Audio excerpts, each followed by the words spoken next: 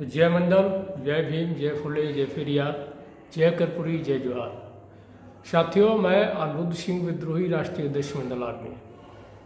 आज Patna high court ने नगर जो निकाय चुनाव बिहार में चल रहे हैं, उसमें जो अति पिछड़ा वर्ग है, पिछड़ा वर्ग और अति पिछड़ा वर्ग, विशेष रूप से अति पिछड़ा वर्ग के आरक्षण पर रोक लगा दी है पटना उच्च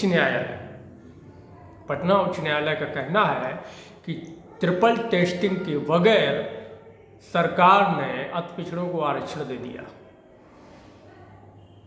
सबसे बड़ी कमाल की बात यह है कि हमारा समाज जो है इस बात को समझने को कतई तैयार नहीं है कि जब तक जातिवार जनगणना नहीं होती है तब तक आपको कुछ भी हासिल होने वाला नहीं है।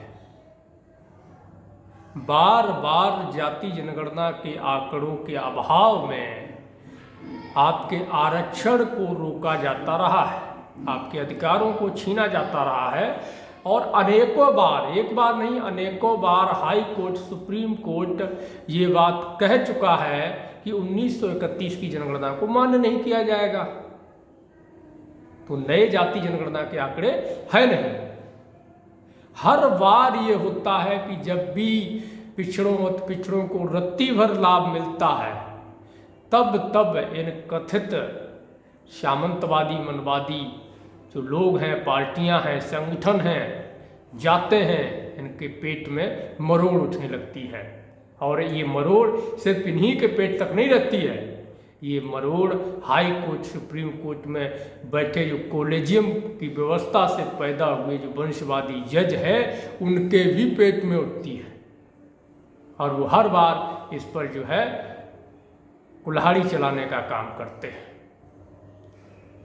आत्मसम्मान मंडल संकल्प यात्रा की जब मैं शुरुआत कर रहा था और बिहार में कई बार गया और इस दरमियान भी जब यात्रा चल रही थी तब भी मैं लगातार जब लोगों से मिला तो संगठनों ने, आम जनता का आप छोड़ दीजिए, जो सामाजिक संगठन के प्रतिनिधि हैं, नेतृत्व करता है, ऐसे तमाम लोगों ने भी ये बात कही कि अब तो इस मसले की आवश्यकता ही नहीं है, बिहार में सरकार जातिवार जनगणना करवा रही है।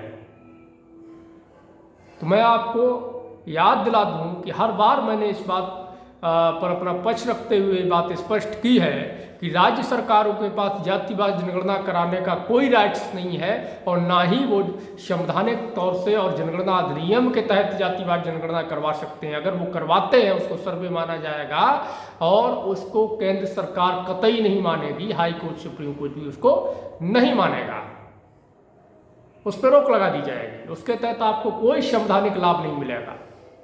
सिर्फ कुछ योजनाओं में, जो सरकारी योजनाएं हैं, आटा चावल जैसी जो योजनाएं हैं चटनी वाली, उन पर उसमें यूज लिया जा सकता है।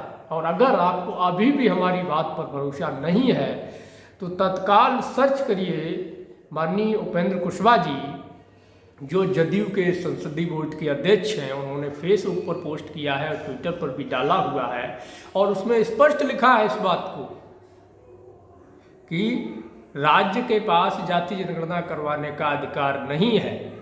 कोई भी राज्य सरकारें यदि जाति जनगणना करवाती हैं या करवा रही हैं तो वो सिर्फ उसका उपयोग सरकारी योजनाओं में ले सकती हैं, लेकिन संवैधानिक लाभ देने के लिए उस योजना की कोई मान्यता नहीं है। अगर ऐसा कोई करता है तो तुरंत ही हाई कोर्ट, सुप्रीम कोर्ट उस पर रोक लगा देगा और केंद्र सरकार भी उसको नहीं मानेगी। ये मैं नहीं कह रहा, मेरी बात तो आप नहीं मानेंगे। जदयू संसदीय बोर्ड के अध्यक्ष माननीय उपेंद्र कुशवाहा जी, जो इस समय गठबंधन सरकार में हैं, जदयू के सीएम नीतीश कुमार जी हैं, उन्हीं की तरफ से जनगणना बिहार में कराई जानी है और उन्हीं के संसदीय बोर्ड के अध्यक्ष का ये बयान आज का है। तो आप इसको एक बार पढ़ लीजिए और समझ लीजिए कि राज्य सरकार जातिवार जनगणना नहीं करा सकती है। ओबीसी के लिए सबसे प्रमुख जो 3 लड़ाइयां हैं उसमें जाति जनगणना number 1, number 2 collegium of supreme court, यानी कि सुप्रीम कोर्ट से या न्यायपालिका से कॉलेजियम का खात्मा और ओबीसी का प्रतिनिधित्व न्यायपालिका के अंदर। तीसरी लड़ाई मंडल कमीशन की संपूर्ण सिफारिशों को लागू करवाना। जब तक न्यायपालिका में कॉलेजियम व्यवस्था रहेगी तब तक ओबीसी के लोगों को, एससी के लोगों को, एसटी के लोगों को, ईबीसी के लोगों को, एमबीसी के लोगों को, माइनॉरिटी के लोगों को, पसमानदा के लोगों को, इस देश के वंचित, कबीरा, किसान, शोषित जो समाज है, जो मेहनत का समाज है, मजदूर समाज है, महिला है, उनको उनका हक कतई नहीं मिल सकता है, क्योंकि वहाँ भी वही लोग बैठे हैं जो जाति विशेष से आते हैं, कॉलेजियम से चुन के आते हैं। तो बड़ी लड़ाई है, कॉलेजियम के खिलाफ आपको लड़ना पड़ेगा। जातिवाद जनगणना के जब तक आप आंकड़े सार्वजनिक नहीं कराएंगे तब तक आपको कतई न्याय मिलने वाला नहीं है। हर जगह ये हो रहा है। मध्य प्रदेश में 27% आरक्षण को माइनस करके पुनः 14% कर दिया गया, क्योंकि वो कोर्ट में है। ईडब्ल्यूएस भी कोर्ट में है, लेकिन ईडब्ल्यूएस 10% हर जगह दिया जा रहा है, बल्कि 10 नहीं, 10% से कई गुना ज़्यादा दिया जा रहा है। और ये सिर्फ मध्य प्रदेश की बात नहीं है, पूरे देश में ये हो रहा है। बिहार में भी यही हो रहा है। वहाँ ओबीसी 2 कैटेगरी में है, बीसी और ईबीसी, पिछड़ा, अति पिछड़ा। दोनों के साथ में, संपूर्ण पिछड़ा समाज के साथ में भेदभाव किया जा रहा है। तो मेरी आपसे एक ही अपील है कि जातिवाद जनगणना की लड़ाई को मजबूत करिए और बिहार के विशेष रूप से अभी की परिस्थितियों को देखते हुए ईबीसी और बीसी, एससी और एसटी समाज की क्रांतिकारी जागरूक साथियों और सामाजिक संगठनों से ये मेरी अपील है कि सड़कों पर उतरिए और ईबीसी का आरक्षण बचाइए। कोर्ट का कहना है कि अब जो ईबीसी का आरक्षण ओबीसी, ईबीसी का आरक्षण बीसी, ईबीसी का था, उसको खत्म किया जाता है और आरक्षित सीटों को सामान्य करके चुनाव कराया जाएगा। समझ रहे हैं ना आप? जो आरक्षित सीटें थी, जो ईबीसी के लिए, बीसी के लिए आरक्षित सीटें थी, उनको अब सामान्य में कन्वर्ट करके, यानी कि आरक्षण को उससे खत्म करके उस पर चुनाव कराया जाएगा। ये फैसला है आज का पटना उच्च न्यायालय का। हमें सिर्फ एक ही बात आपसे पुनः फिर निवेदन स्वरूप कहनी है कि अपने अधिकारों के लिए संगठित होइए। जाति का चक्कर छोड़ करके जमाती के रूप में आगे आइए। जब तक आप जाति से निकल के जमात नहीं बनेंगे, जब तक आप एक वर्ग के रूप में आकर के संघर्ष नहीं करेंगे, एक दूसरे पर एलिगेशन लगाते रहेंगे, एक दूसरे पर आरोप प्रत्यारोप करते रहेंगे, एक दूसरे को नीचा दिखाते रहेंगे, तब तक आपके अधिकारों को लूटा जाता रहेगा। कभी न्यायालय के द्वारा, कभी सरकारों के द्वारा, कभी प्रशासन के द्वारा, कभी कथित समाज के उच्च जाति के जो धर्म के ठेकेदार हैं उनके द्वारा। ये एक बड़ी लड़ाई है। मेरी आपसे अपील है कि सड़कों पे आइए न्यायालय के इस फैसले के खिलाफ। आखिर इसमें गलती किसकी है? देश में आज अगर बिहार में ईबीसी और बीसी का आरक्षण खत्म किया जा रहा है निकाय चुनाव से, तो उसमें गलती किसकी है? दोषी कौन है? जातिवाद जनगणना कौन नहीं करा रहा है इस देश में? देश में सरकार किसकी है? सरकार किसकी रही है? देश में केंद्रीय स्तर पर कांग्रेस और बीजेपी की सरकारें रही हैं। ना ही कांग्रेस जातिवाद जनगणना कराने के लिए आगे आ रही है और ना ही बीजेपी जातिवाद जनगणना करवा रही है। इसमें दोषी मोदी सरकार है, बीजेपी है। और बीजेपी साजिश रच रही है कि बिहार के अति पिछड़े वर्ग को राजनीतिक रूप से कमजोर कर दिया जाए, सामाजिक रूप से कमजोर कर दिया जाए, आर्थिक रूप से कमजोर कर दिया जाए।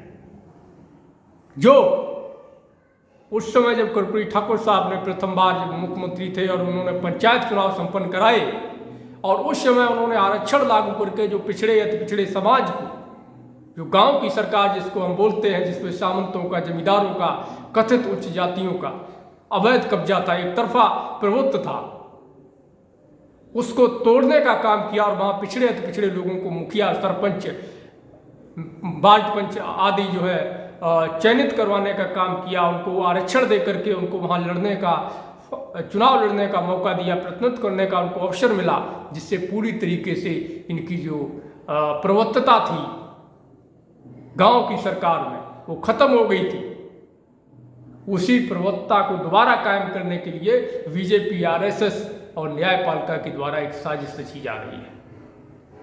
एक बात समझ लीजिए कि सरकारें आपके लिए सड़कों पर नहीं आएंगी, कोई भी राजनीतिक दल आपके लिए सड़कों पर नहीं आएगा, क्योंकि किसी भी राजनीतिक दल में इतनी हिम्मत नहीं है कि वो न्यायपालिका के फैसले के खिलाफ बोल सके। आपको खुद सड़कों पर आना होगा, जातिवार जनगणना के लिए, कॉलेजियम के खात्मे के लिए और मंडल कमीशन की संपूर्ण सिफारिशों को लागू कराने के लिए आपको अपनी लड़ाई खुद लड़नी होगी, अपने पैसे से, अपने खर्चे से, अपनी मेहनत से। लाठी भी खानी होगी, जेल भी जाना पड़ेगा और पैसा भी खर्च करना पड़ेगा, समय भी बर्बाद करना पड़ेगा। समझ लीजिए एक बार, बिहार के उन सम्मानित भाइयों को मैं फिर कहना चाहता हूँ, पढ़ लीजिए आज का स्टेटमेंट उपेंद्र कुशवाहा जी का, और जातिवार जनगणना की लड़ाई में साथ दीजिए, आत्मसम्मान मंडल संकल्प यात्रा का साथ दीजिए। 1 नवंबर से लेकर के 20 नवंबर तक पुनः बिहार में आत्मसम्मान मंडल संकल्प यात्रा की शुरुआत हो रही है। 20 जिले जो बाकी हैं, साथ आइए, सपोर्ट करिए, मिलकर लड़िए। ये मत देखिए कि कौन आदमी लड़ाई को लड़ रहा है, कौन शुरुआत कर रहा है। शुरुआत कोई भी करे, लड़ाई हमारे अधिकारों की होनी चाहिए। हम तो किसी के भी साथ खड़े होने के लिए तैयार हैं, कोई आगे तो आए। जो भी सामाजिक न्याय के लिए लड़ने का काम करता है, जो लोकतंत्र के लिए, संविधान के लिए लड़ने का काम करता है, मैं उसके साथ हूँ। जो मंडल कमीशन, जातिवार जनगणना, कॉलेजियम, लैटरल एंट्री, प्रमोशन में रिजर्वेशन जैसे गंभीर मुद्दों पर लड़ने का काम करता है, मैं उसके साथ हूँ। चाहे वो देश के किसी भी कोने का सामाजिक संगठन क्यों ना हो, चाहे उस संगठन को, उस आंदोलन को किसी भी जाति का, OBC, MBC, EBC, SC, ST, minority समाज के किसी भी जाति वर्ग का व्यक्ति लीड क्यों ना कर रहा हो, नेतृत्व क्यों ना कर रहा हो, मैं उसके साथ आने के लिए तैयार हूं। और आपको भी हर किसी व्यक्ति के साथ खड़े होने के लिए तैयार रहना पड़ेगा जो आपके हक अधिकार के लिए लड़ता है। सामाजिक आंदोलन सामाजिक सहयोग से चलते हैं। आपको तन मन धन से अपनी लड़ाई को लड़ना होगा और अपनी आने वाली पीढ़ियों के भविष्य को बचाना होगा, अपने संवैधानिक अधिकारों को बचाना होगा। नहीं तो आने वाले समय में न पंचायत चुनाव में आपका आरक्षण बचेगा, न निगम चुनाव में आपका आरक्षण बचेगा, न नौकरियों में आपका आरक्षण बचेगा और न यूनिवर्सिटियों में, कॉलेजों में आपका आरक्षण बचेगा। आपको एक बार फिर बाध्य कर दिया जाएगा कि आप वही पुरानी व्यवस्था, जाति के आधार पर काम करेंगे। अहीर दूध बेचेगा, काची सब्जी बेचेगा, कुर्मी हल जोतेगा, कुम्हार मिट्टी के बर्तन बनाएगा, तेली तेल निकालेगा, चमार जूता सिलेगा, खाल छीलेगा, वाल्मीकि झाड़ू लगाएगा। यही काम के लिए आपको मजबूर कर दिया जाएगा। मैं बड़ा स्पष्ट बोल रहा हूं। अभी भी वक्त है, सुधर जाइए, समझ जाइए, संगठित होइए और मिलकर के इस लड़ाई को लड़ने का काम करिए। एक ही लक्ष्य होना चाहिए, जातिवार जनगणना किसी भी हालत में लागू हो, कॉलेजियम का किसी भी हालत में खात्मा हो और मंडल कमीशन की सभी सिफारिशें किसी भी हालत में लागू हो। अपने सम्मान, स्वाभिमान और संवैधानिक अधिकारों के लिए मरो या मारो, लेकिन लड़ाई आर पार की अब शुरू करो। पीछे हटने का सवाल मन में आना ही नहीं चाहिए। शुक्रिया। मैं अपनी बात आपसे कह दिया हूं, अब निर्णय आपको लेना है कि आप क्या चाहते हैं।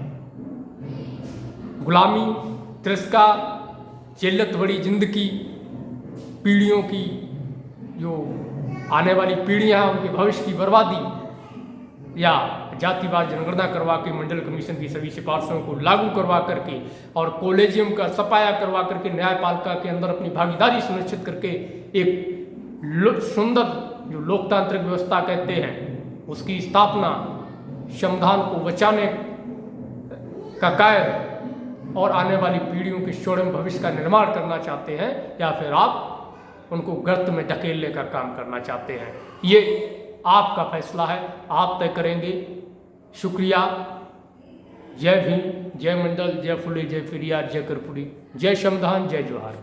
क्रांतिकारी साथियों, यदि आप संवैधानिक अधिकारों, जातिवार जनगणना, मंडल कमीशन, बहुजन महापुरुषों की वैचारिक समता, समानता और सामाजिक न्याय के आंदोलन को मजबूत बनाना चाहते हैं तो हमारी आपसे गुजारिश है कि हमारे चैनल को सब्सक्राइब करें व बेल आइकन के बटन को दबाएं। वीडियो को अधिक से अधिक शेयर करें व अपनी यथासंभव शक्ति अनुसार हमें आर्थिक सहयोग करें।